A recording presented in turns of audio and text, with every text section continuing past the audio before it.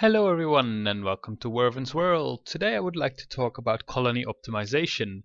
So if you haven't seen my video on the hierarchy of needs yet, I suggest you check that out so you understand the underlying mechanisms of why you need some of these buildings. But this is again the great spreadsheet by Xenephon, which I also used for my video on optimizing your starbase. So you might remember this one here on how it calculates what kind of resources you need in order to use your starbase to its full potential. You can also do that with colonies if you click on the colony tab. And here you can see one of my colonies, and here you can see all the buildings that you can build on colonies. Make sure that the base costs are correct. In my version there were some mistakes, but I'm not entirely sure if the version has been updated or not. You can see it by basically, if you click in the colony on plan building, you can click on the building you want, and then it will tell you how much resources it costs. And how much, for example, power it draws, and how much water it draws, and how much housing it draws or provides. And then you can here in base costs, you can change them if it's not correct. I had at some point a problem that the spreadsheet said I only needed a bit of aluminium, but I always ran out of aluminium, so I started checking the base cost, and then there was a mistake in the aluminium somewhere that I think it said like 10, even though it needed 100. Maybe that was with residential towers. I'm not sure anymore. But in any case, if your resources don't match, then check out the base costs to see if there's any mistakes. Anyway, that said, what does this do?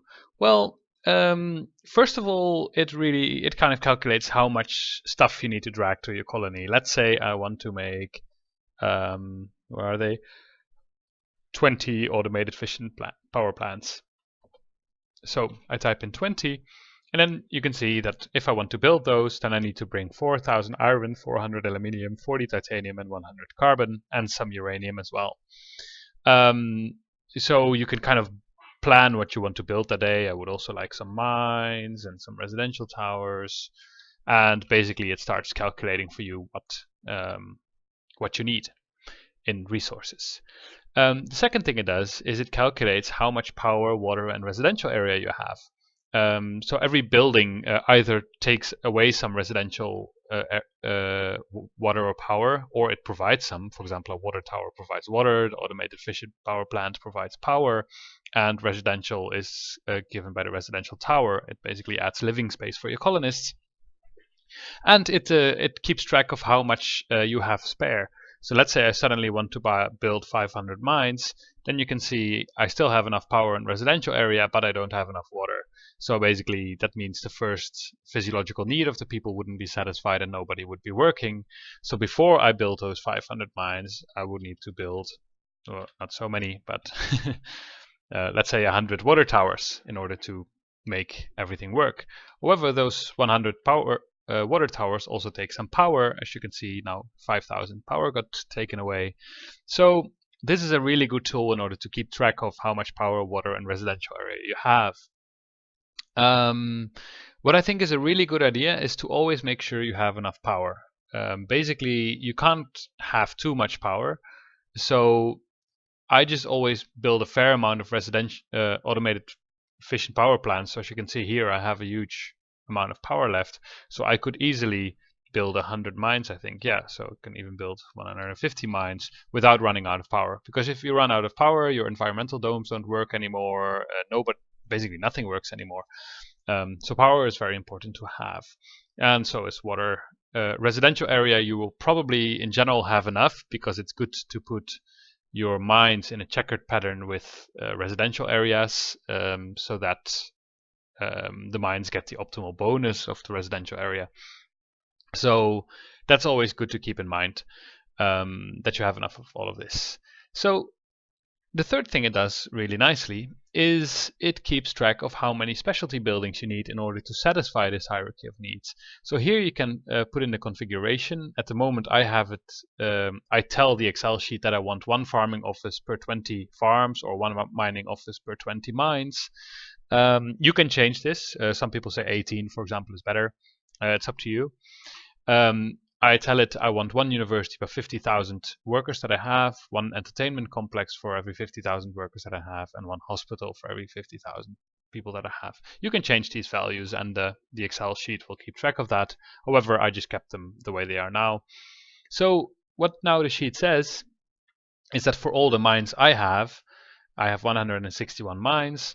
That means I need 9 mining offices. I only need one university, one entertainment complex, and one hospital. However, as I said in the other video about the hierarchy of needs, I have more universities and more entertainment complexes. As you can see here, I have 24 universities at the moment even.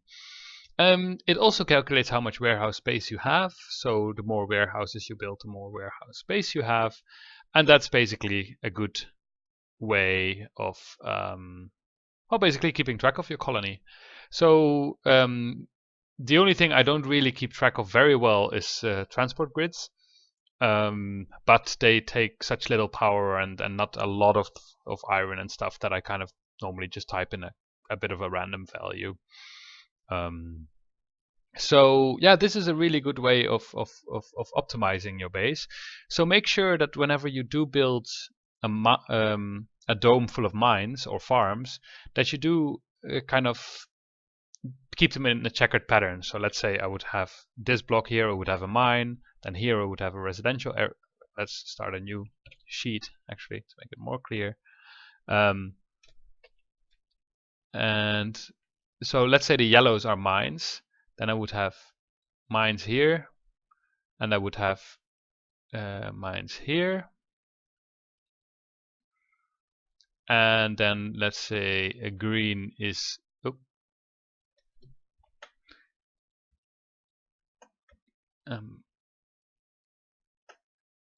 there. The green is residential areas. So then you can see that this mine, for example, is surrounded by 3 residential areas. So it gets a huge bonus to its production. So that's very good. And these here would be transport grids, because every building always needs to be surrounded by transport grids. So you can divide your dome into places like this, as you might have seen in my other videos. And then basically you can put in mines and residential areas to in kind of an optimized way to really improve your production. This means that you will have too much space for people to live in, but that's not a problem. It's only a problem if you have too little space for people to live in. So that's all good. So yeah, this was a kind of a short video on how to optimize your colony, so that you know how to build or when to build the specialty buildings in order to keep track of the hierarchy of needs, as well as keeping track of how much resources you need in order to build new stuff, and how much power plants, water tower, and residential areas you need. So I hope you find it useful, and see you next time.